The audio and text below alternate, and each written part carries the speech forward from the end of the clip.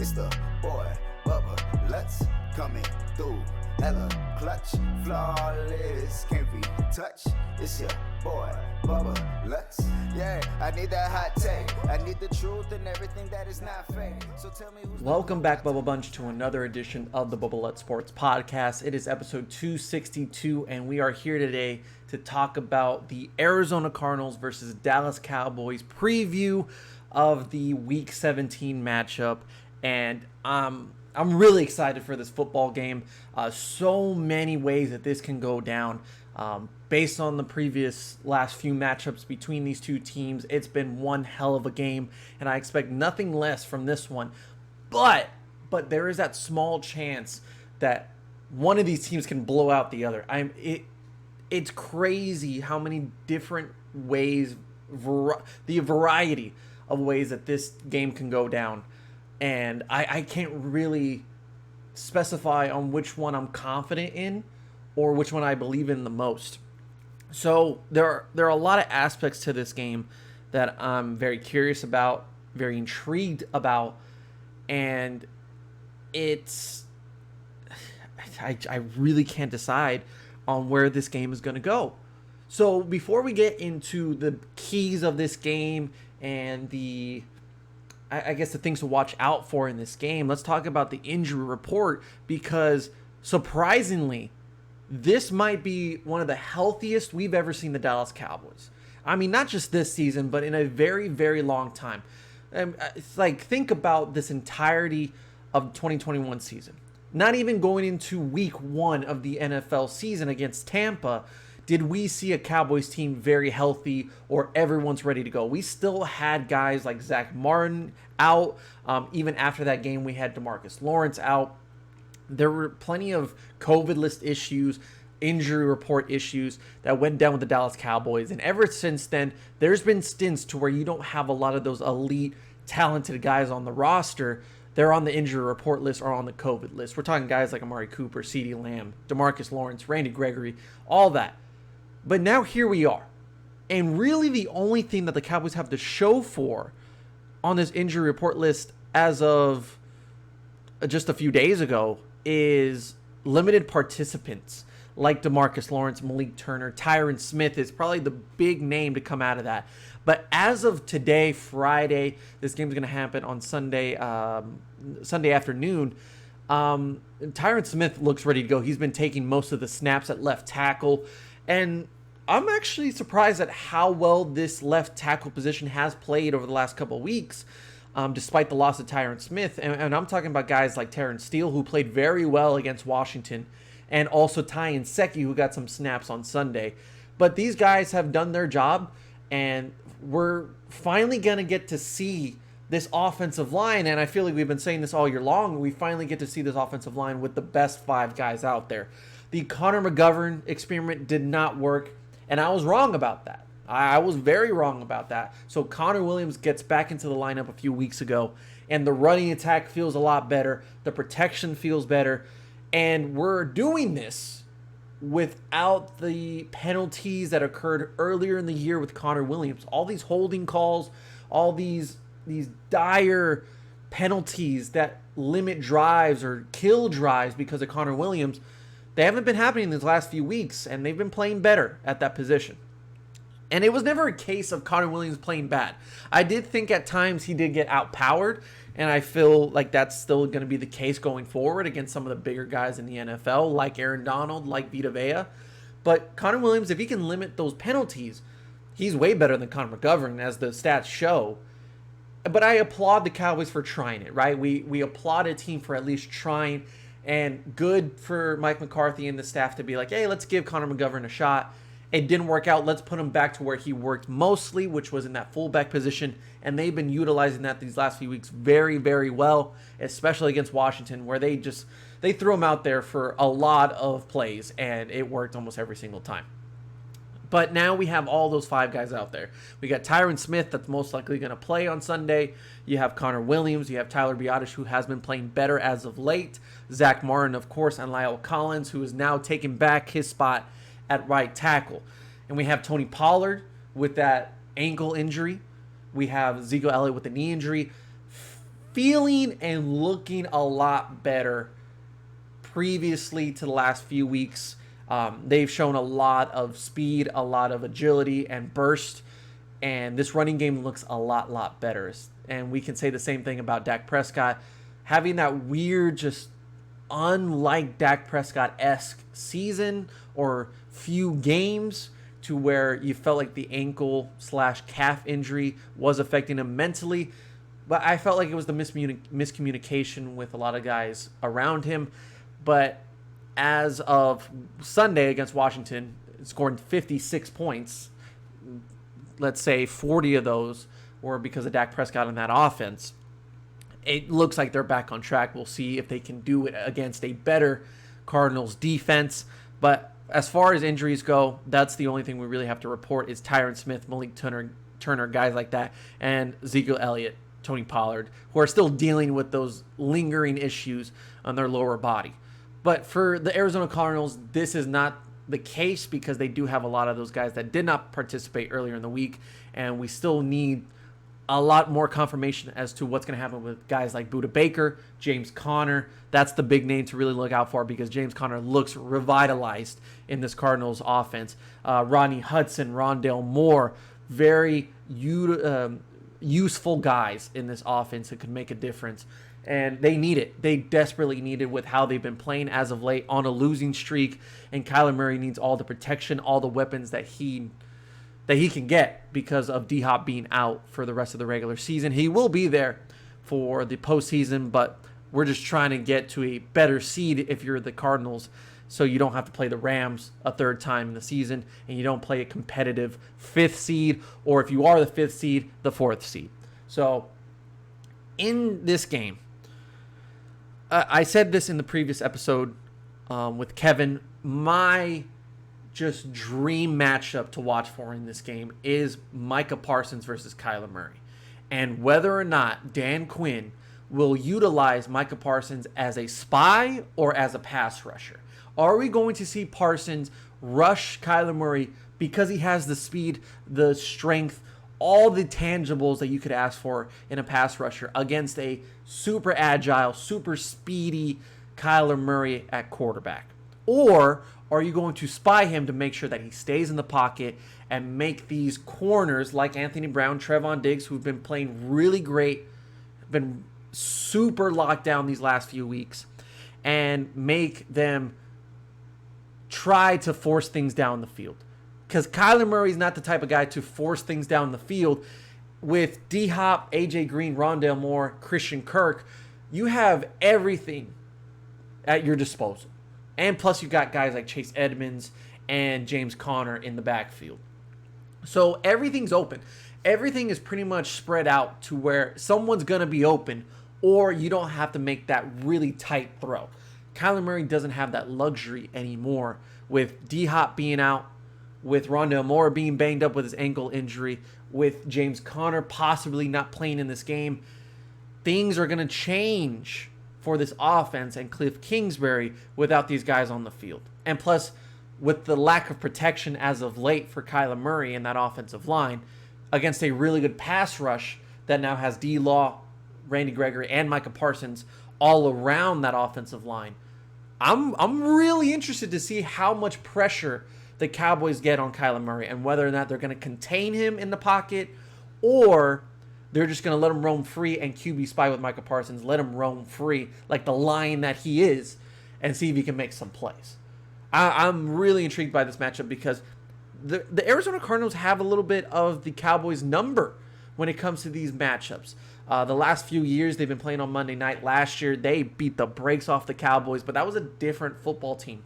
2 years ago, when it was that Monday night game, and really the story was the kneeling during the national anthem, but the Cowboys squeezed out a win, but it really felt like Arizona was winning that football game for a lot of those 60 minutes.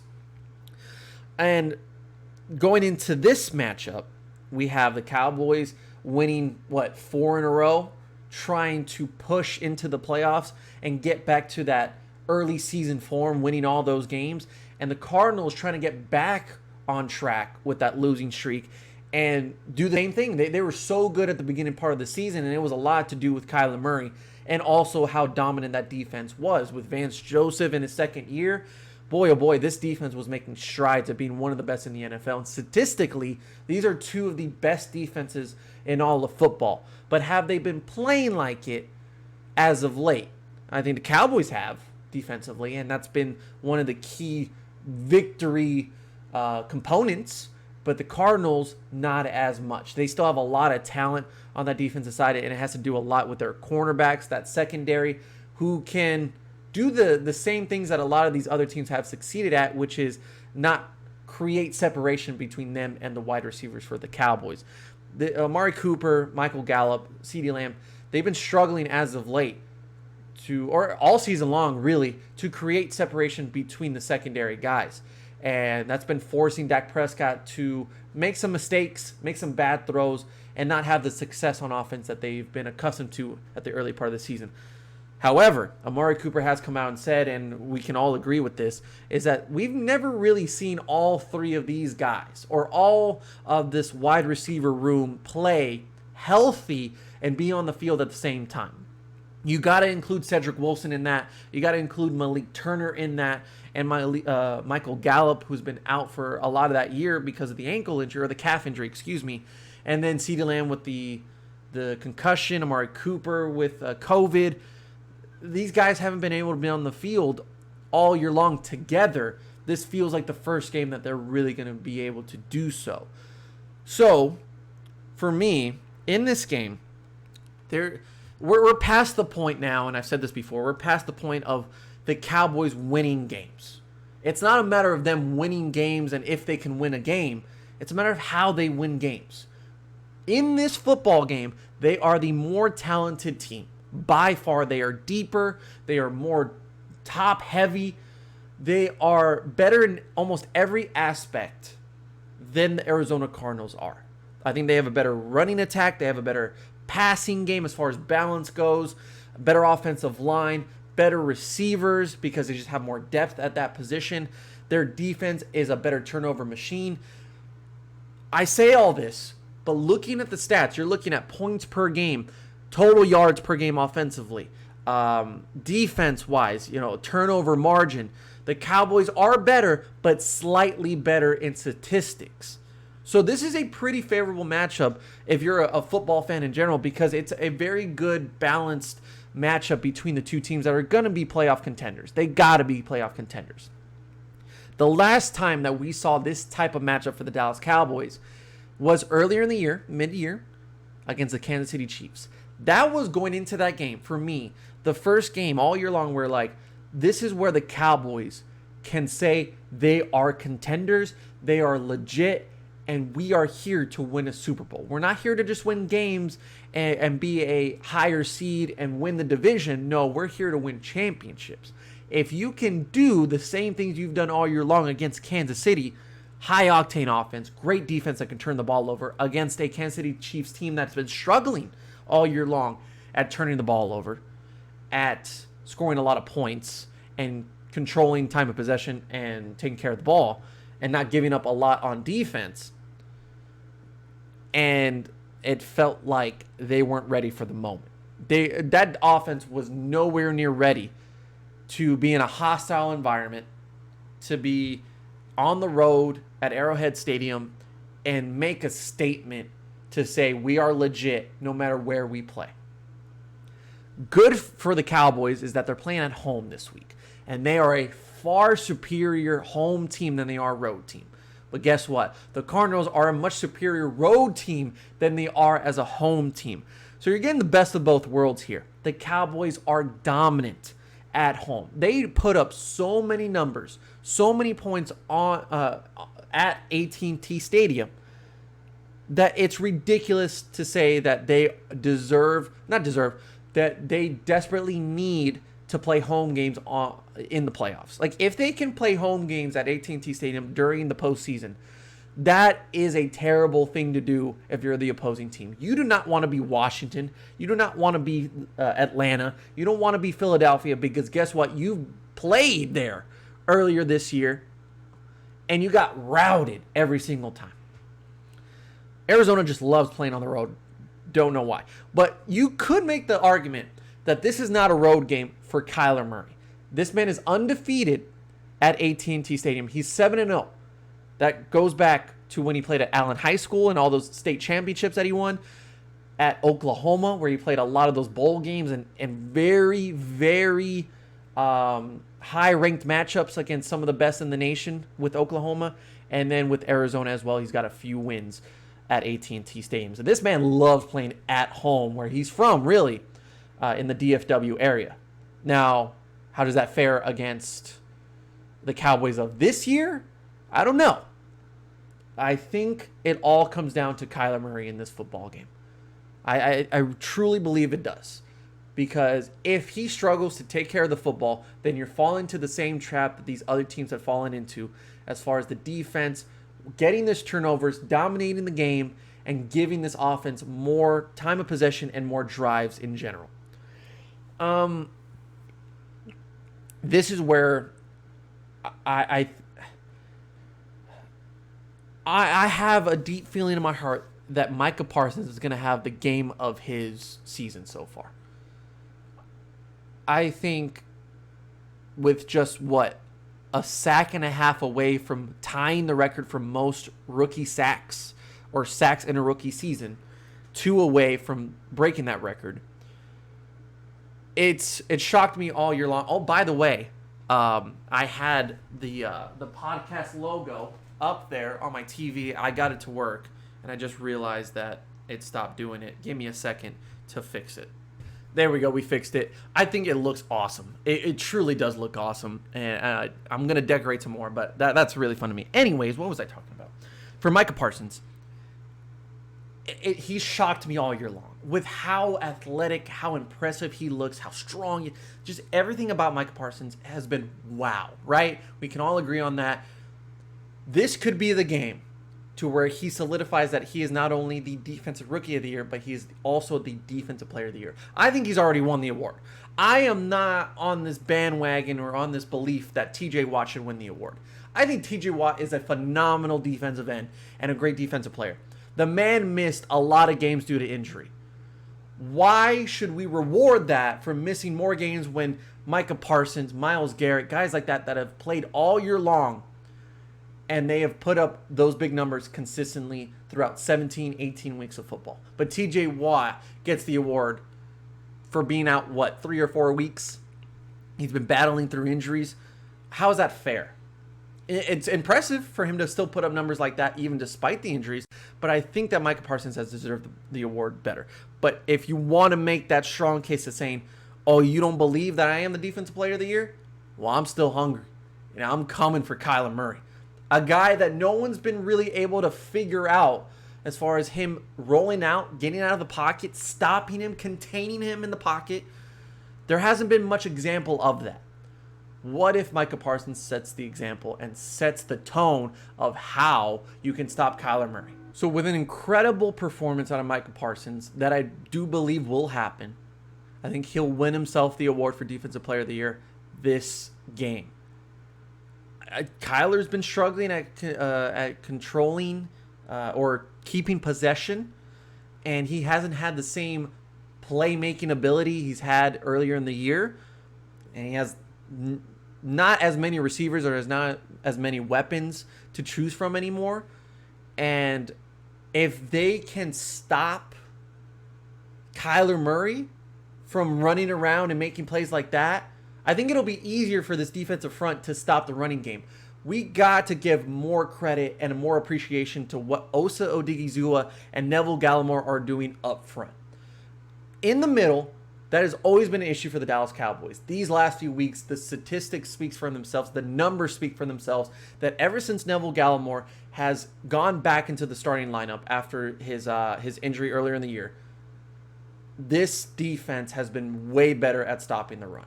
Way better. The only thing that's holding this defense back from being absolutely perfect in my eyes is they do still give up a chunk yardage, big play on the running game. There's always that one play to where they break it open for 20 yards, 25 yards. And then for the rest of the game, they do a pretty good job. But there's always that 1 or 2, 3 plays throughout the game that extends the drive when they can really get off the field. And that's where the running backs get their numbers. If they can stop that, this defense can do no wrong. They really can't. And just seeing the numbers that this defense is putting up, it's absolutely incredible. They get off the field on third down. They weren't able to do that last year or really in any other year other than this year. They turn the ball over better than any other team in the NFL. They're plus 20 in turnover margin. The Cardinals are plus 14. Plus 14 is awesome. Like, you would love that if you're a team that's trying to make that playoff push. But you're at plus 20. It's not just Trevon Diggs. It's Randy Gregory creating turnovers, D. Law creating turnovers, Micah Parsons, strip sacks, strip fumbles. It's just spread around. You know, it's just spread the wealth across not only this offense but this defense as well. And Trevon Diggs is playing lockdown these last few weeks, so maybe he's trying to figure out the weaker point of his game where he can get the turnovers, but he does give up a lot of yards. Going into this game without D-Hop and with Rondale Moore banged up, I should say, you got A.J. Green, Christian Kirk. Christian Kirk is a kryptonite to this Cowboys defense. Every single time the Cardinals play the Cowboys, Christian Kirk ends up with at least 100 yards. And I just love Christian Kirk. I think he's one of the most underrated wide receivers in all of football. So I don't expect anything less other than Kyla Murray and Cliff Kingsbury to focus on whoever is covering Christian Kirk, which should be Anthony Brown or Jordan Lewis, who's coming off COVID list, or we might see more of Kelvin Joseph as well. I wouldn't be surprised, though.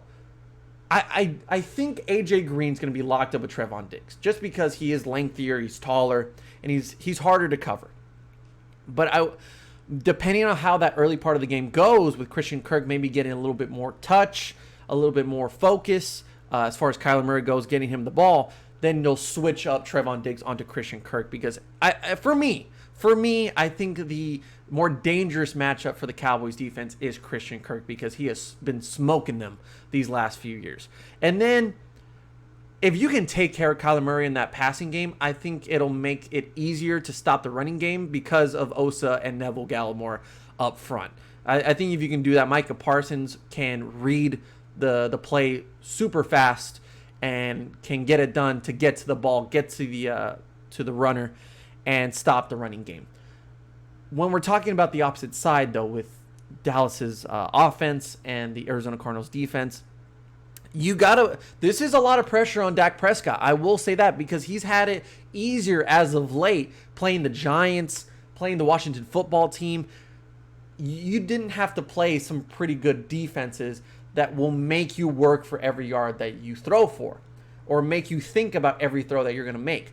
I think the Cardinals defense will do that, and we can't underestimate that they can create turnovers just as well as the Cowboys can. Plus 14 is nothing to laugh at or sneeze at. So Dak Prescott, who is going to have all his weapons available to him and have the offensive line that he wants on the field, it's very important for him to take care of this football as much as possible. And we saw last week against Washington that they didn't go for the big play down the field. They did a lot of not conservative, but very technical, very tactical offensive play calling with Kellen Moore that it just worked. It flowed, right? But they never took the deep shot down the field. I expect nothing less. This was a preparation for the Arizona Cardinals game because now you got to go against guys like Budda Baker who can just make a play at any point during the 60 minutes. And you also have Byron Murphy, who has been really good this season. I mean, a Pro Bowler at his position. So he's most likely going to go against Amari Cooper, CeeDee Lamb. I think CeeDee Lamb a little bit more. But I don't expect the deep shots down the field. If you do, that's very ballsy of them. And I wish they did that. That's the lackluster thing about this offense is they don't take those shots down the field. And I don't expect them to do it this week, but maybe in that final week against the Eagles. So a lot more of like running the football, setting the tone, getting the ball to Dalton Schultz. Just getting him a lot of targets, a lot of receptions, even if it is for 5 or 6 yards. You saw that last week to where it was just that dink and dunk to Dalton Schultz that got him the first downs and set the pace for the rest of the way. There was a report that came out that Amari Cooper, in the interview with 105.3 The Fan, I believe it was with 105.3 The Fan, where he said that one of the Washington football team defensive players said, "You got to slow it down. I'm really tired. Like, y'all got to slow down." Look, Washington's bad. Washington is a terrible football team right now. But for a guy to say that, a professional defensive player in the NFL to be like, y'all gotta just really slow it down. Like, I can't keep up. I'm not saying that you can do that with ease against this Arizona Cardinals defense. I'm saying that when you play at the level that you played at on Sunday night, with that offense just rolling, Connor McGovern at fullback, Tony Pollard running it down the middle or on the outside and just picking up great yardage, Amari Cooper getting involved, getting pissed off, and CeeDee Lamb making those big plays down the field and not dropping balls. There's not much a defense can do against that. There's too much to contain, especially with Dalton Schultz, who's just a forgettable type of weapon in this offense. If you can do the same things you did against Washington, I'm not saying you can score 56. That's not going to be the case at all. I don't think that whatsoever. Even if it's a blowout in the Cowboys' favor, they're not scoring 56. You can get 31 to 35 points if you play at the level you played on Sunday night. With the confidence, the aggression, the pissed off type of mentality that Kellen Moore had against Washington, if you do that against Arizona, Arizona's not that good to stop you. They can create turnovers, but they're in the same boat as you are, that offenses have success against you. You just make up for it in your turnovers because they make a mistake, and you take advantage of that. This Arizona Cardinals team is going to have the same exact game plan against you. Dak Prescott will have the respect of this defense, but if he makes a mistake, we're going to make him pay for it. If Zeke fumbles, we're going to make him pay for it. If CeeDee Lamb drops the ball, we're going to make him pay for it. That's the type of game we're going to play here. So it's no mistake football out of both of these quarterbacks that we need to see on Sunday. Do I expect this Cowboys offense to have the same success as they did against Arizona or against Washington? I'm not saying 56. And I'm not saying 40. I'm saying score 31 to 35. That range should win you the football game. I don't see Kyler Murray in this offense scoring that much. It can be a shootout. Based on the history of this season so far, where we've thought it could be a shootout, it's never a shootout. The Kansas City Chiefs game was not a shootout. That Cowboys defense held up. It was just the offense that never showed up. So the defense has proven multiple times that they are not just going to give up a lot of yards, a lot of touchdowns, even if it is against some of the better teams in the NFL. Against Patrick Mahomes and that Kansas City Chiefs explosive offense, they didn't blow it out of proportion. So I expect the same here. I can see the Cardinals having 30. I can see them having high 20s. It's just a matter if Dak and this offense can stay on the field for long periods of time and not go 3 and out, which was the issue when they were having that really cold streak of games. As long as they can stay on the field for more than a minute or two and not just say, "Oh, anger, just put us in a better spot with this punt."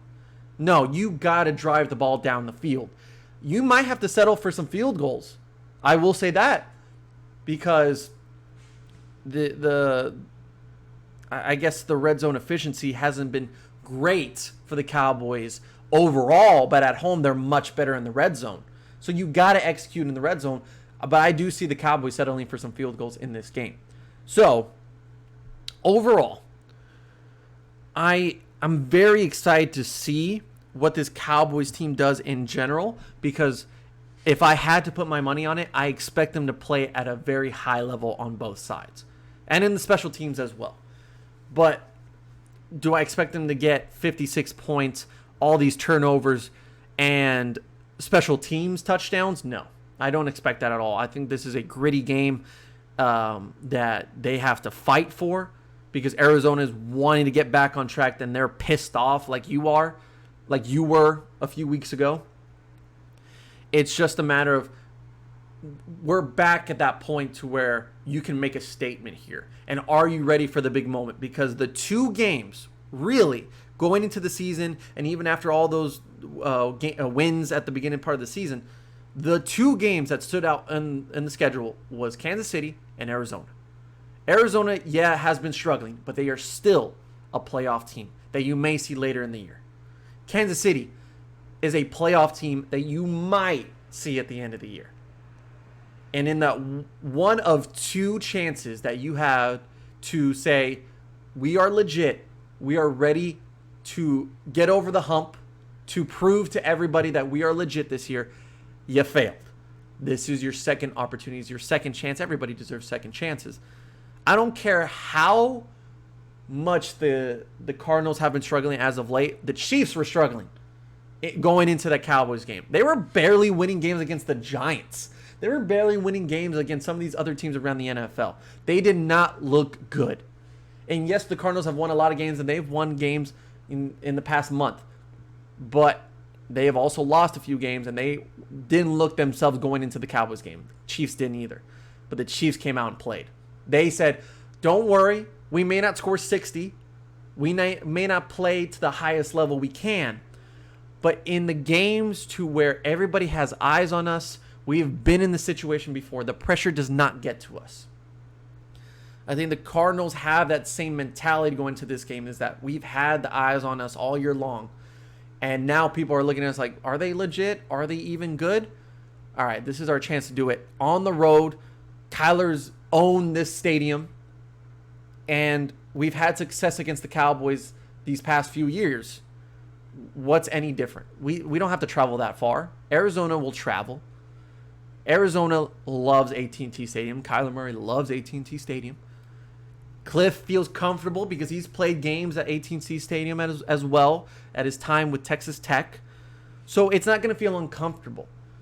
I think the home field advantage is definitely in favor of the Cowboys more than it is any other year. But this could be a game to where they say, oh, we're talented enough. We're more talented than this team. We should win this football game. This is where they can make themselves different from any other team in the past, with Micah Parsons, Dak Prescott saying, guys, we haven't done shit. We are still hungry, and I'm going to go eat. Who's with me? That's the type of Cowboys team that I expect to show up, that I hope to see on Sunday, but I wouldn't be surprised if they put up the same type of performance they did against the Chiefs. Overall prediction for this game, I expect the Cowboys to win this football game. Not only because I think they are the better team and they can definitely make a statement against Arizona, but because I put a bet on them at work to where we picked all the teams to win this weekend, and I picked the Cowboys. No bias whatsoever. Would I be surprised the Cardinals absolutely dominate the Cowboys? Absolutely not. That's where I'm at. That's where I'm at. But I had those few weeks where I was very pissed off and just not wanting to watch this team at all. Ever since the Saints game, there's been a lot of weeks to where I just didn't care for this team. I was very disappointed, and I didn't want to watch them play. But if I see the Washington football team game transpire again against Arizona, I'm going to come into Monday and have a super big smile on my face. I am very excited to see what the Cowboys do the rest of the year. That does not mean I'm saying Super Bowl. I'm going to overreact on Monday with a win and say they're winning the Super Bowl. But I'll be realistic. They are far from it compared to the Packers right now. And even with everybody going off on the Bucks after the Saints game, I still think that they are the biggest threat in the postseason. With a win against Arizona, you almost lock up the second seed. You basically lock up the second seed and have a chance at the first seed. But with Kirk Cousins out, there's no way Minnesota beats the Packers. And it's all up to Dan Campbell and the Detroit Dan Campbells. It's the Dan Campbell, so I don't know if I trust the Dan Campbells to beat the Packers. So really, this is a game for the Cowboys to lock up the second seed, have home field advantage, may not get the first round bye, but they get a favorable matchup against either Washington, Philly, Atlanta, or some other bum team in the NFC. I expect big things at the Cowboys this weekend. And if they score less than 20 or less than 24, God help us, because you're going to see a pissed off Bubba Lutz on Monday. Thank you so much for watching and listening to the Bubba Lutz Sports Podcast. This has been episode 262. Happy New Year to everybody out there. Hope you had an amazing New Year's Eve, New Year's Day party, whatever you're going to do. Stay safe out there, guys, and have an amazing 2022. If you're listening to this beforehand, great. After New Year's, even better. But stay safe out there, guys. You know, COVID's getting pretty bad again. So, you know, mask up, be vaccinated. Do what you got to do to protect yourself and your family. And I'll continue to provide you with some great content on the YouTube channel. Thank you so much. We'll see you next time on the Bubba Lutz Sports Podcast. Yeah, hold on.